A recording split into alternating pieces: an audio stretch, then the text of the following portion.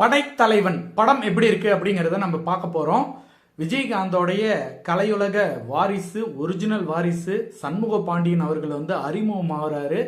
இந்த படத்துல படைத்தலைவன்கிற படத்துல அவர் ஒரு புதுமுகம் அப்படிங்கறத தாண்டி அவருடைய ஆக்ஷன் பிளாக்லாம் வேற லெவலா இருக்கு. உண்மையாலுமே சொல்றேன், அப்பாவுக்கு பிள்ளை தப்பாம பிறந்திருக்கு அப்படின்னு சொல்லுவோம் இல்லைங்களா, அந்த அளவுக்கு பாத்தீங்கன்னா பயங்கர ஃபயரோட ஆக்ஷன்லாம் வேற லெவலா வேற ரிஸ்க் எடுத்து நிறைய சண்டை காட்சிகள்லாம் பண்ணியிருக்காரு.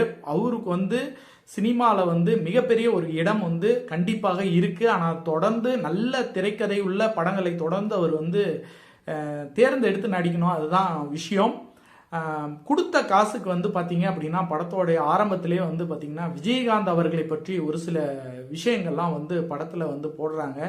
அதுவே கொடுத்த காசுக்கு மிகப்பெரிய சரிசமம் அப்படின்னே சொல்லலாம். கதைக்குள்ளன்னு வந்தோம் பார்த்தீங்க அப்படின்னா இந்த கதை பார்த்தீங்கன்னா அழுத்த பழசு அப்படின்னே சொல்லலாம்.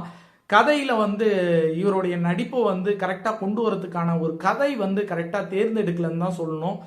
இவர் பார்த்தீங்கன்னா சண்முக பாண்டியன் உண்மையாலுமே சூப்பரான ஒரு திறமையான ஒரு நடிகராக இருந்தாலும் அவர் எடுத்துக்கொள்ளும் கதையும் கதாபாத்திரமும் தான் அவர் மேற்கொண்டு வேற லெவலில் காட்டும். இது முதல் படங்கிறனால ஏதோ ஒரு இடத்துல தவறுகள் நடந்திருக்கலாம். இதை அவர் திருத்திக்கிட்டு இதே ரசிக்கும்படியான பல காட்சிகள் சூப்பராக அவர் பில்டப்போட நிறைய காட்சிகள்லாம் கொடுத்துருக்காங்க. செகண்ட் ஹாஃப்ல ஃபர்ஸ்ட் ஹாஃப்ல ஒன்றும் பெருசாக இல்லை. செகண்ட் ஹாஃப்ல ஓரளவுக்கு பில்டப் காட்சிகளும் ஆக்ஷன் காட்சிகளும் செகண்ட் ஹாஃப்ல இருக்கு.